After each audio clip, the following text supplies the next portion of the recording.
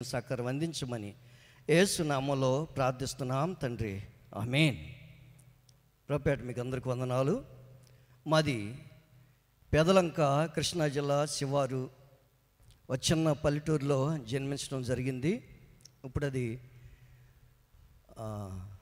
జిల్లా మారినట్టుంది, పశ్చిమ గోదావరి జిల్లాలోకి వెళ్ళినట్టుంది. ఆ స్థలంలో, ఆ ప్రాంతంలో పెదలంక అనే చిన్న పల్లెటూరులో నేను జన్మించడం జరిగింది. కనుక నాకు 18 సంవత్సరాల వయసు వచ్చిన తర్వాత మా అమ్మ వివాహం చేయాలని ఆలోచించి, మా నాన్న పేకాట, త్రాగుడు ఇవన్నీ కూడా అలవాటు అయ్యి మాకున్న పొలమంతా అమ్మేసి మేము పని చేసుకుని బ్రతికే పరిస్థితికి వచ్చాం.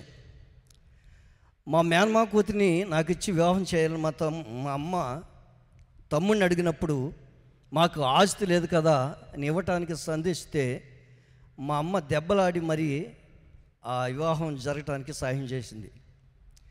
అలాగా నాకు వివాహం 18 సంవత్సరాల వయసులోనే వివాహం అయింది. 1 సంవత్సరం గడిచింది. ఇలాగా ఆమెకి గుండె జబ్బు వచ్చింది. ఆ జబ్బు వల్ల అనేకమైన మాకు తెలుసున్న మార్గాల్లో ప్రయాణం చేసాం, అనేక స్థలానికి వెళ్ళాం.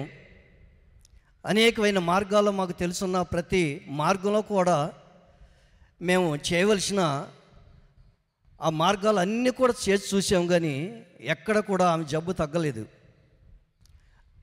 చాలా హాస్పిటల్కి తిప్పాం, ఎక్కడ తగ్గలేదు.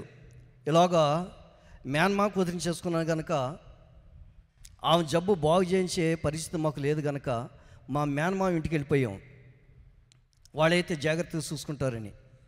ఆయన అన్నాడు, సరే మీ నాన్న అన్నీ అమ్మేశాడు కనుక నీకు ఇక్కడ ఉండు, ఏదో నీకు అప్పచెప్తానని చెప్పిన మాటను బట్టి 12 సంవత్సరాలు మా మేనమా దగ్గర ఉండిపోయాం.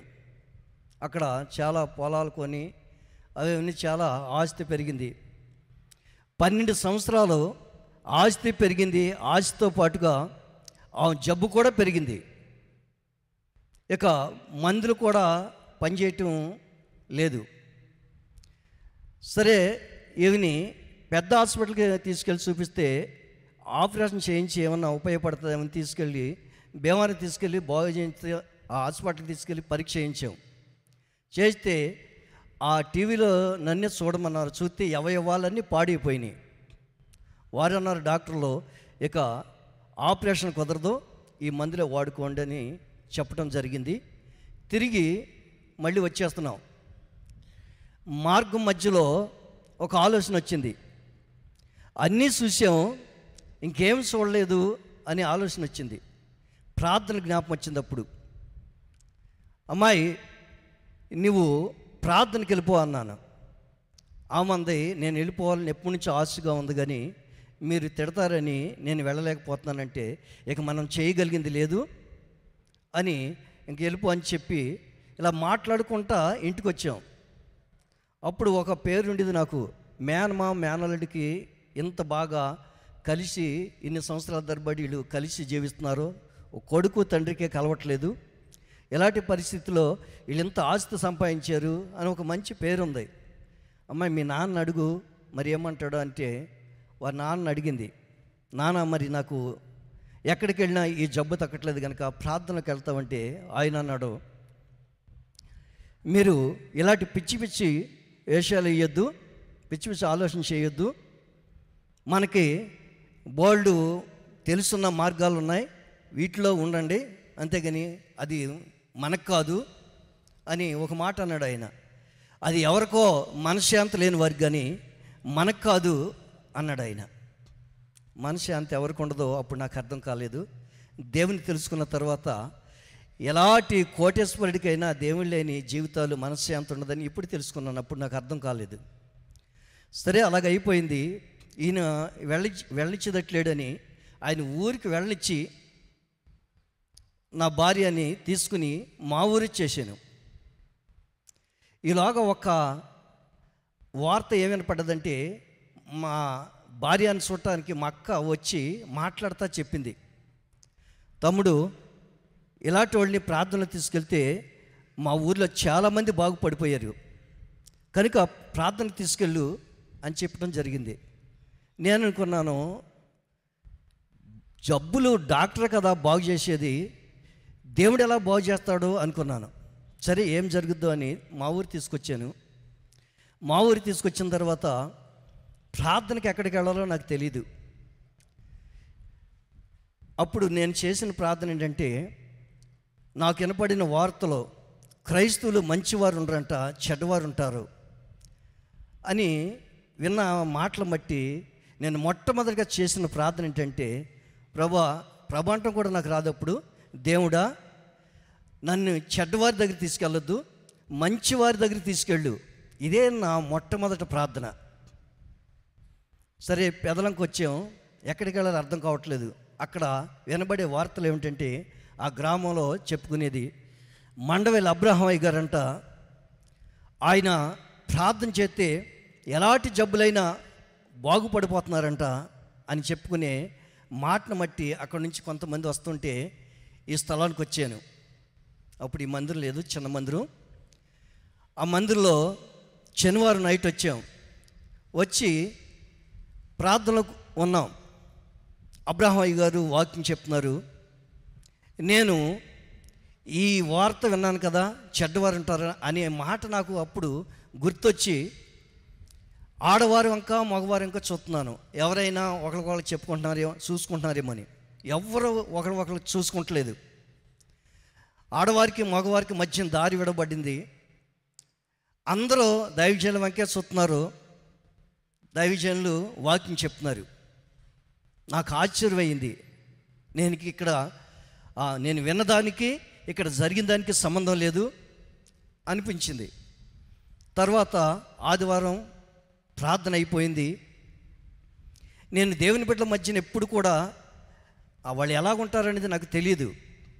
అన్యజనుల మధ్యన బూతులు దుర్భాషలు ఆడుకునే ఆ జనాన్ని మధ్య నుంచి ఒకేసారి ఈ దేవుని బిడ్డల మధ్యకు వచ్చినప్పటికీ ఎవరి నోటంటే చూసినా ఏ దుర్భాష రావట్లేదు, ఏ మాటలో తేడా మాటలు రావట్లేదు. అందరూ ప్రేమపూర్వకంగా మాట్లాడుకుంటున్నారు, చక్కగా మంచిగా మాట్లాడుకుంటున్నారు. అలాంటి దేవుని బిడ్డల మధ్యన ఎప్పుడు చూడలేదు కనుక నాకు ఆశ్చర్యమైంది. ఏంటి క్రైస్తవులు ఇలాగ ఉంటారా, ఇంత మంచిగా ఉంటారా? ఆశ్చర్యమైంది. ఆశ్చర్యమయ్యి ఇక్కడి నుంచి నేను ఏదో ఒకటి తీసుకెళ్ళాలి, ఏం తీసుకెళ్ళాలో అర్థం కావట్లేదు, కానీ ఏదో ఒకటి తీసుకెళ్ళాలి. ఎంత మంచి స్థలానికి వచ్చి నేను ఏదో ఒకటి తీసుకెళ్ళాలని ఆలోచన వస్తుంది. అలాగా ఆలోచిస్తూ ఒక టవల్ తీసుకుని గాలి మూట కట్టుకుని మా ఇంటికి తీసుకెళ్తే ఏదో ఒకటి దేవుడు మేలు చేస్తాడు అనే ఆలోచన కలిగి అలాంటి ఆలోచనతో ఉన్నాను. ఇలాగ మారు మనసు పొందామి ఒక ఆమె వచ్చి నా కాళ్ళు పట్టుకుని క్షమాపణ అడిగి ఏడుస్తుంది. కళ్ళంట దారులుగా కారిపోతున్నాయి. ఆమె ఎందుకు ఏడుస్తుంది ఇలాగా, ఈ కాళ్ళు పట్టుకుంటాం ఏంటి, నాకేం అర్థం కావట్లేదు. సరే ఆమె వెళ్ళిపోయింది. ఇక ఆదివారం అయిపోయింది, బస్సు ఎక్కాం. ఇక బస్సు ఎక్కి వెళుతుంటే నాకు ఎక్కడ లేని దుఃఖం ఆవరించింది. కళ్ళంట నీళ్లు దారులుగా కారిపోతున్నాయి. ఎందుకు కారిపోతుందో, ఈ దుఃఖం ఎందుకు వస్తుందో నాకు అర్థం కావట్లేదు. ఎవరైనా చూస్తే నవ్వుతారేమో అనిపిస్తుంది, కానీ ఆ దుఃఖం ఆపుకుంటానికి నాకు వల్ల కావట్లేదు. అలాగా ఇంటికి వెళ్ళిపోయాం. ఇంటికి వెళ్ళిపోయిన తర్వాత మా అమ్మ మా నాన్నతో చెప్పింది, అయ్యా ఇప్పుడు వరకు ఎన్నో మార్గాల్లో మనం ప్రయాణం చేసాం, ఏ మార్గంలో మనకు మేలు కలగలేదు కనుక ఇప్పటి నుంచి మన కొడుకు కోళ్ళ నమ్ముకున్న దేవుణ్ణే నమ్ముకుందాం అని చెప్పి ఆ రోజు ఆమె మార్పు చెంది ప్రభుని అంగీకరించింది. సరే అలా జరిగింది. ఇలాగ మా మేనమామ ఆమెతో చెప్పి, అమ్మాయి నువ్వు ఇక్కడ నుండి ప్రార్థనకి వెళ్ళు, మరి మీ నాన్న నాకు బాధ్యతలను అప్పచెప్పాడు కనుక నేను పనులు చూసుకుంటానని వెళ్ళిపోయాను.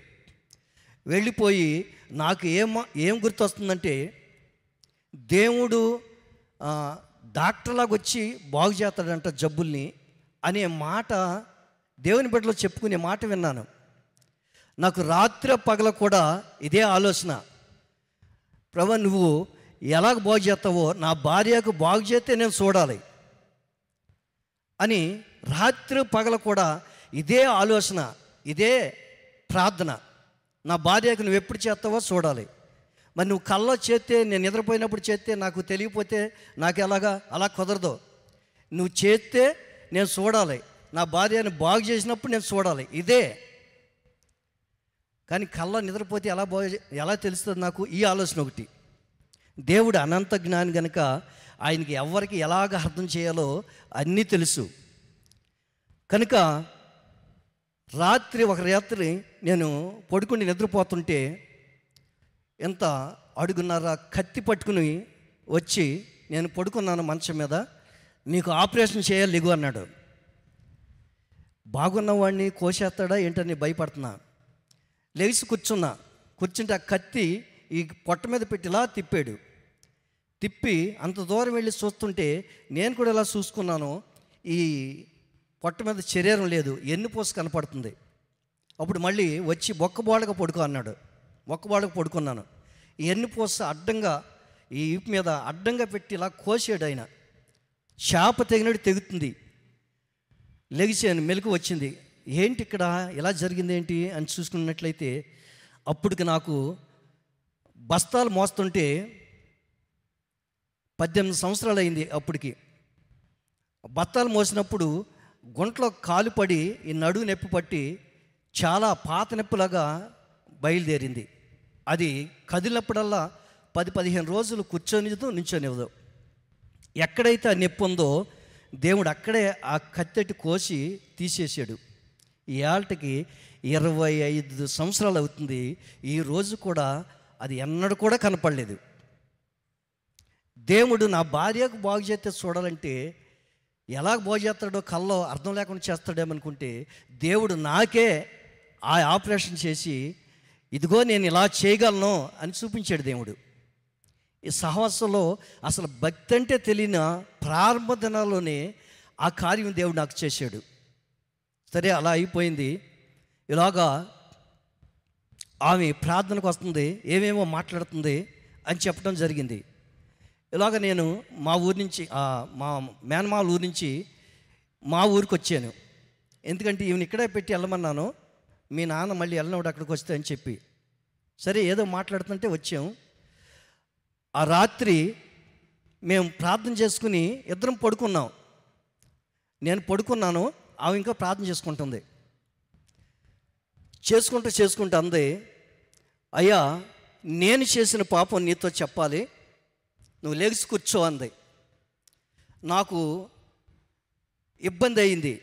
ఎందుకు ఇబ్బంది అయిందంటే, అంతకుముందు నేను ఆమెని అనుమానంతో మగవాడితో ఎవరితో మాట్లాడినా ఈమె ఏదో పాపం చేస్తుంది అని అనుమానం అనే దేవుని నాన్ని పట్టి అప్పుడు చాలా పీడించింది. ఆ అనుమానం చేత అనేక సార్లు కొట్టాను, అనేక సార్లు దెబ్బలాట్లో గొడవలు విని వాళ్ళు వచ్చి, మా పిల్లలు ఎందుకు కొడుతున్నావు అంటే చెప్పడానికి సిగ్గేసి అనుమానపడి అంటారేమని ఏమీ చెప్పలేక ఇక మౌనం అయిపోయేవాడిని. అన్నిసార్లు నాదే పొరపాటు తప్పని రుజువు చేశారు. అలాగా ఆ విషయాలన్నీ గుర్తొచ్చి ఇప్పుడు ఈమెం చెప్పుద్దో మళ్ళీ నా మనసంతా గలిబిలవుతుందని, అమ్మాయి నువ్వు నాతో చెప్పొద్దు, నువ్వు దేవునితో చెప్పుకో అన్నాను. అవంది, అలా కాదు, దేవుడు నీతోనే చెప్పమంటున్నాడు అంది. సరే చెప్పమన్నాను. చెప్పమంటే అప్పుడు, ఇదిగో నీవు నన్ను మా ఇంటికాడ వదిలేసి అనేక సార్లు వచ్చేసావు, కోపపడి తిట్టి నిన్ను ఎంతో బాధ పెట్టావు కనుక, ఇదిగో నేను ఇలాంటి పాపం చేశాను, పలానా వ్యక్తితో ఇలాంటి పాపం చేశాను 2-3 ప్రేయర్లు చెప్పింది. చెప్తే నాకు నిలువుసు పడిపోయింది. ఏంటిది? ఒక భర్తకి భార్య పరాయి పురుషుతో నేను తప్పు చేశాననేది ఎన్నడూ కూడా చెప్పదు. చనిపోతా తప్ప ఎన్నడూ కూడా ఇలాంటిది చెప్పదు కదా. ఇలాంటి పాపాన్ని చెప్పించే ఈ దేవుడు ఎంత గొప్పవాడు. నాకు దేవుని మీదకి వెళ్ళింది మనసు. అప్పుడు అంతకుముందు ఏమి తెలియపోయినా అనుమానం చేత బాధ పెట్టినా నాకు అలాంటి బాధ అనేది లేదు. నా మనస్సు అప్పటికే దేవుడు మార్చాడన్న సంగతి కూడా నాకు తెలియదు. నాకు తెలియకుండానే నా మనసును మార్చిన దేవుడు అలాంటి పాపాన్ని కూడా క్షమించి ఓర్చుకునే మనసును అప్పటికప్పుడే దేవుడు నాకు అనుగ్రహించాడు. అలాగా అయ్యింది. అయిన తర్వాత ఆమె చాలా ఎండిపోయి అక్షిపంజర్లాగా ఉంది. నేను చాలా బలంగా ఉన్నాను. అప్పుడు అంది, నువ్వు చేసిన పాపాన్ని కూడా నాకు చెప్పు అంది. అప్పుడు నాకు దడ పట్టుకుంది, వణుకు, చెమటలు కారిపోతున్నాయి. కానీ ఆ టైంలో నేను ఎలాంటి పాపం చేశానన్నా ఆమె నన్ను ఏమీ చేయలేదు. కానీ నాకు అర్థమైంది ఏంటంటే, పాపం మనిషి హృదయంలో ఉన్నప్పుడు ఎంత లావున్నా, ఎంత బలం ఉన్నా, ఎంత ఎత్తున్నా ఆ మనిషికి ధైర్యం అనేది ఉండదు. నాకు అలాంటి భయం పట్టుకుంది. కనుక చివరికి నాలో ఉన్న పాప విషయమంతా కూడా కక్కించింది ఆమె. ఒకరి పాపాలు ఒకరు చెప్పుకున్నాం, ఒప్పుకున్నాం. ఇక నేను అన్న మాట ఏంటంటే, అమ్మాయి నువ్వు పాపం చేసావు, నేను పాపం చేశాను, కనుక ఇక ఇద్దరం కూడా దీన్ని మర్చిపోయి ఇక మనం దేవుని కోసం బ్రతుకుదాం అని చెప్పి ఒక మంచి తీర్మానం నిర్ణయించి తీసుకున్నాం. అది అయిన తర్వాత ఇక నువ్వు ప్రార్థనకి, మా వాళ్ళు అన్నారు, ఎక్కడో మండ వెళ్ళంటే అంత దూరం కుదరదు, ఎక్కడో దగ్గర ఉన్న కాడికి వెళ్ళు అన్నారు. నాకు అప్పుడే వెంటనే సంతోషమైంది. ఎందుకంటే భక్తిలో సంఘాల్లో కూడా భక్తి కొన్ని చోట్ల ఒరిజినల్గా ఉంటుంది, కొన్ని చోట్ల డూప్లికేట్గా ఉంటుందని నాకు తెలీదు. సరే ఎక్కడికైనా వెళ్ళమన్నారో అదే సంతోషమైంది. దగ్గరగా ఉన్న చోటకి వెళుతున్నాం వస్తున్నాం. పగలంతా పని చేసుకుని రాత్రి మా రూమ్కి వెళ్ళి భోంచేసి ప్రార్థన చేసుకుందాం అని ఇద్దరం కలిసి మోకరించేంతవరకు కూడా మామూలుగానే మాట్లాడేది. ఎప్పుడైతే మోకరించి ప్రార్థన అని మొదలు పెడితే ఇక మాట్లాడేది, ఏయ్ ఇలాగ ప్రార్థన చేయటానికి కుదరదో, దీన్ని చిన్నప్పటి నుంచి నరకాన్ని తీసిపోతాను, వల వేసి కూర్చున్నాను, దీన్ని నరకాన్ని తీసిపోతాను అని ఇలాగే మాట్లాడుతుంది. అయ్యో ఏంటిది, భక్తి తెలియదు, ప్రార్థన కూడా చేయటం తెలియదు. నాకు దడ వణుకు పట్టుకుంటుంది ఆ కేకలకి, అరుపులకి. వాళ్ళంతా వాళ్ళ తల్లిదండ్రులు, అక్కచెళ్ళు, తమ్ముళ్ళు, అన్నలు వచ్చి మా పిల్లని వద్దంటే ప్రార్థనలు తీసుకెళ్ళావు, ఆ పిల్లకి ఏమైనా జరిగిందా, నీ సంగతి తెలిచేస్తామంటారు వీరు. ప్రార్థన చేస్తూ ఉంటే ఆ చీకటి శక్తి వచ్చి, నువ్వు ఇలాగా ప్రార్థన చేయడానికి వీరలేదు, నేను చిన్నప్పటి నుంచి దీన్ని నరకాన్ని తీసుకుపోతాను, వల వేసి కూర్చున్నాను, కనుక దీన్ని తీసుకుపోతాను. ఇదే నాకు ప్రార్థన ఎలా చేయాలో తెలియక, ప్రభువా వాళ్ళు ఏంటి అలాగ అంటున్నారో, ఇదేంటి ఇలాగ అంటుంది, నాకేం అర్థం కావట్లేదు, ఇదంతా నువ్వే చూసుకుని ఆయన, ఇదే నా ప్రార్థన. ఆ ప్రార్థనకే ఆకాశం నుంచి మంటలు వచ్చేస్తున్నాయి, కాలిపోతున్నాను అనేది. ఆ రోజుకి వెళ్ళిపోయేది. మళ్ళీ తెల్లారి వచ్చి మామూలే. పగలంతా పని, రాత్రి నిద్ర లేకుండా చాలా రోజులు గడిచిన తర్వాత ప్రాణం విసిగిపోయి, నరకాన్ని తీసుకుపోతానంటే ప్రాణం విసిగిపోయాను. నువ్వు తీసుకుపో అన్నా. నేను తీసుకుపోదాను వల వేసి కూర్చుంటే నువ్వెంత మోసం చేసావు, నిజమైన దేవుడు యేసు ప్రభుకి అప్పచెప్పేసావు అన్నది. అయ్యో నిజమైన దేవుడు యేసు ప్రభా, మీరెవరంటే మేము అపవిత్ర ఆత్మలమే, మాకు ఎవరైతే మా మాట వింటారో, ఎవరైతే మాకు లోబడతారో వారినే తినేస్తాం, నీ భార్యని ఆ అవయవాలు కూడా తినేసేది నేనే, మేము అపవిత్ర ఆత్మలు అన్నది. నాకు ఆశ్చర్యం కలిగింది. యేసు ప్రభు నిజమైన దేవుడా, అపవిత్ర ఆత్మల మనుషుల్ని ఇలా తినేస్తాయా అని ఆశ్చర్యం కలిగి ధైర్యం కూడా ఇచ్చాడు దేవుడు. అయితే నిజమైన దేవుడు యేసు ప్రభు అయితే ఆయనే కావాలి నాకు, నువ్వు అక్కర్లేదు, మమ్మల్ని తినేసి పాడు చేసేవాళ్ళు మీరు మాకెందుకు అని చెప్పి నువ్వు వెళ్ళిపో అని చెప్పి ఇక ప్రార్థన చేసుకుంటూ మొదలుపెట్టాను. సరే అలా గడుస్తుంది. కొన్ని రోజులు గడిచిన తర్వాత మేము తెలుసున్న చర్చికి వెళ్ళి ఆదివారం చూసుకుని వచ్చేసాం. ఆ నైట్ ప్రార్థన చేసుకుని పడుకున్నాం. ఆమె నిద్రపోలేదు, తెల్లవార్లు బాధపడ్డది. ఆ లోనంట ఒక బళ్ళు పట్టుకుని పొడిచినట్టుండేదంట. తెల్లారి హాస్పిటల్కి వెళ్ళాలని ఎడ్ల బండి కట్టుకుని, అప్పుడు రూట్లు లేవు, ఎడ్ల బండి కట్టుకుని మా అమ్మ ఏమో ఆమెను పట్టుకుంది, నేను గొడిగేసి పట్టుకున్నాను, మా బామ్మర్ది తోలుతున్నాడు. ఒక 6 కిలోమీటర్లు వెళ్ళాలి బస్సుకి వెళ్ళాలంటే. బండి వెళ్తుంది, ఈలోగా అమ్మ అబ్బా అని బాధపడుతుంది. అమ్మ అబ్బా అంటే తగ్గదు, దేవుని తెలుసుకో తగ్గుద్ది అన్నాను. నువ్వెప్పుడు ఇలాగ అంటున్నావురా దుర్మార్గుడా అంది. ఏంటి అని చూసినట్లయితే ఈ అపవిత్రాత్మ మళ్ళీ వచ్చి మాట్లాడుతున్నట్టు నాకు రోజు చూస్తున్నాను కాబట్టి అర్థమైంది. సరే ఇది వచ్చి మాట్లాడుతుంది అనుకున్నాను. అప్పుడు అంటుంది, అమ్మో వీళ్ళు మారిపోయారు, ఉన్నవాళ్ళు అందరూ కూడా మారిపోతారు, అమ్మో నేనేం చేయను అని ఏడుస్తుంది. అంటే అపవిత్రాత్మలకు ఏసై దగ్గర రావటానికి, ఏసైకి తెలుసుకోవటానికంట వాటికి భయం అంట. ఎప్పుడు వాటి బంధకాల్లోనే ఉండాలి కానీ యేసు ప్రభుని తెలుసుకోవటానికి వాటికి ఇష్టం లేదంట. స్పష్టంగా చెప్పింది. చెప్పి అంది. కొంత దూరం వెళ్ళిన తర్వాత, అమ్మో నేను దీన్ని నరకాన్ని తీసుకుపోదాం అనుకుంటే ఏసైకి అప్పచెప్పేశారు, ఇప్పుడు ఏసై తీసుకుపోతున్నాడు, నేనేం చేయను అని ఏడుస్తుంది. ఇలాగా ఆ మాట చెప్పి తొలగిపోయింది. ఇలాగ ఆమె కాసిన మంచినీళ్ళు పోయమంది, నోట్లో పోసాను, అవి దిగలేదు.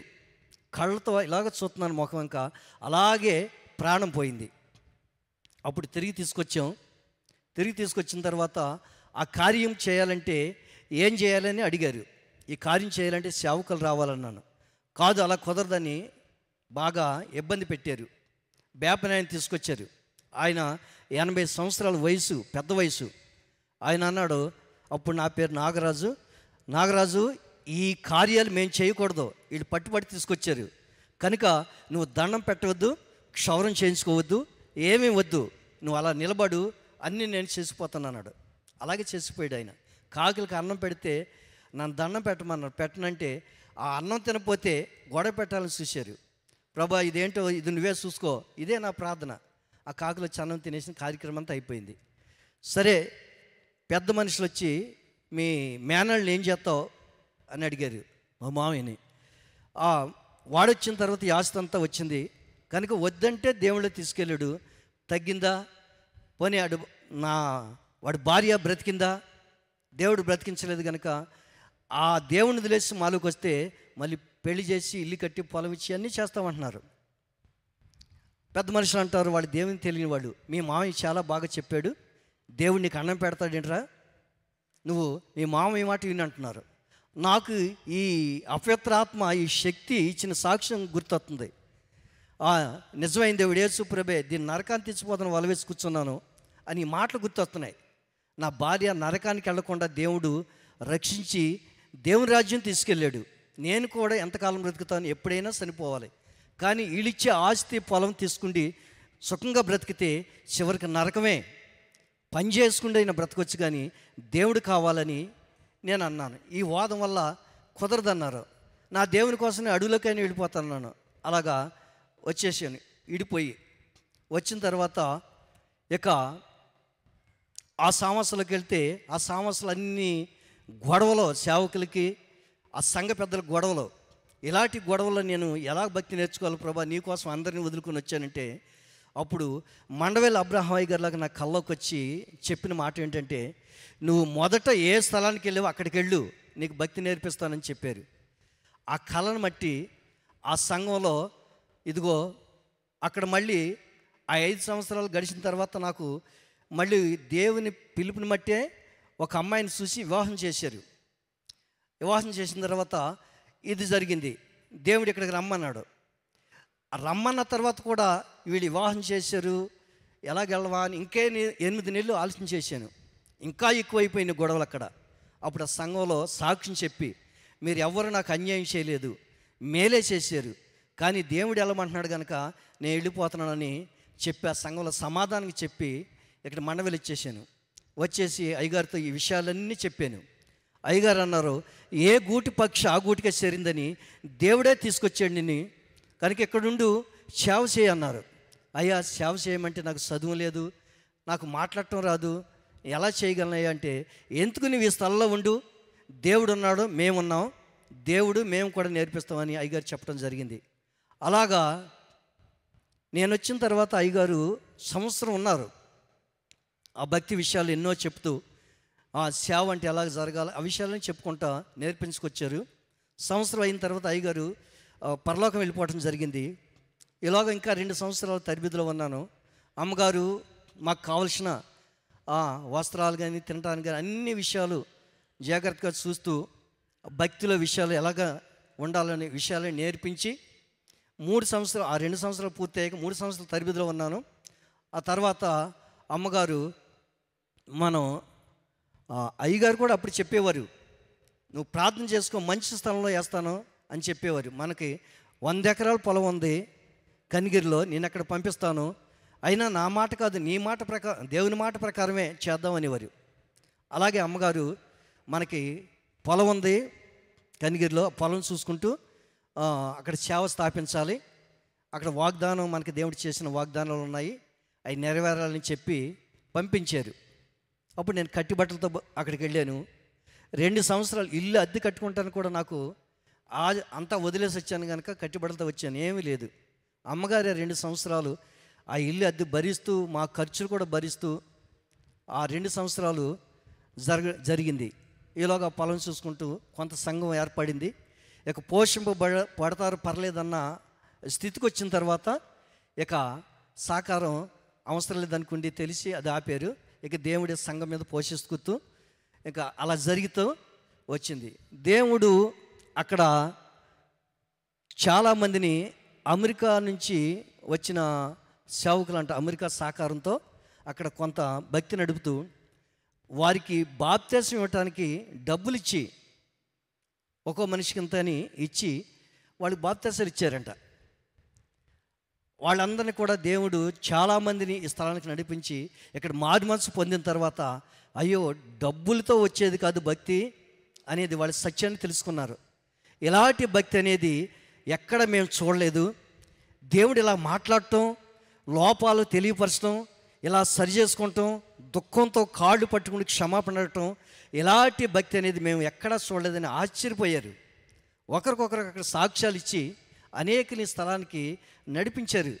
మొదట్లో మేము చెప్పాం కానీ రాను రాను వాళ్ళు చెప్పి నడిపించారు. ఇలాగా దేవుడు ఈ సహవాసంలో నన్ను సేవ చేస్తానని ఏనాడు కూడా అనుకోలేదు. ఎందుకంటే చాలా సంఘాల్లో వాళ్ళే సేవ చేయాలి, వాళ్ళ కొడుకులు వాళ్ళ కుటుంబాలే సేవ చేయాలని సంఘాలు చూశాను. కానీ ఇక్కడ అయ్యగారు చెప్పింది ఏంటంటే, నేను ఒక్కనే సేవ చేస్తే ఇండియా అంతా నాకు అధికారం ఇచ్చాడు, మారదు, నేను ఒక్కనే సేవ చేస్తే సరిపోదు, ప్రతి ఒక్కరు కూడా సేవ చేయాలి, ప్రతి విశ్వాసు కూడా విశ్వాసులు అనేది ఎవ్వరూ లేరు, అందరూ సేవకులుగా పనిచేయాలి, నువ్వు వంటలు తవ్వుకున్నా పనికెళ్ళినా అని ఇలాంటి మాటలు వినేటప్పుడు బయట ఉన్న విధానానికి ఇక్కడున్న వ్యత్యాసానికి ఎంత తేడా ఉంది. వాళ్ళే సేవ చేయాలనేది అక్కడ వాళ్ళ కొడుకులు వాళ్ళ వంశపారంగా, ఎక్కడైతే అందరూ సేవ చేయాలని స్వతంత్రం అనేది ఇక్కడ ఉంది. ఇలాంటి అనుభవాలతో భక్తులను నడవటానికి ప్రభు సాయం చేశారు. మరి సమయం అయిపోయింది కనుక నేను ఇలాగ నిలబడి సేవ చేస్తాను, ఇంతమందిలో అనేక స్థలాల్లో సేవ చేస్తాను ఎన్నడూ కూడా అనుకోలేదు. అయ్యగారు ఉండగా కారులో, సైకిల్ కూడా లేని నా జీవితానికి కారులో తీసుకెళ్ళి అనేక ప్రాంతాలు, హైదరాబాద్, మద్రాసు, ఎక్కడికక్కడికో, అసలు పట్టణం అంటే తెలియని నాకు గొప్ప గొప్ప పట్టణాలు తిప్పాడు దేవుడి సాహసలో. కనుక ఎంత గొప్ప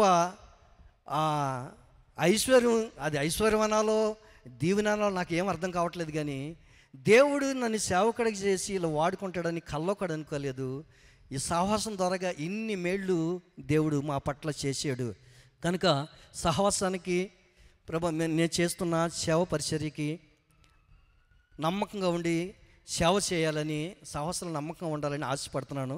నా కోసం, నా కుటుంబం కోసం, సేవ పరిచర్య కోసం ప్రార్థన చేయమని మిమ్మల్ని అందరూ కోరుకుంటున్నాను. మీకు అందరికీ వందనాలు.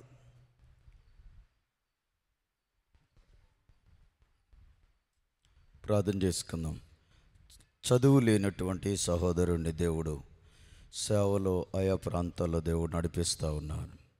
అవును, లోకరక్షకుడైన క్రీస్తు మాత్రమే మనిషి పాపము నుంచి, చెడు నుంచి విడిపించగలిగినటువంటి దేవాది దేవుడు. దేవుని సన్నిధిలో మనం కూడా అలాంటి శ్రేష్టమైన మంచి మారు మనసు పొందుకొని దేవుని కొరకు, దేవుని యొక్క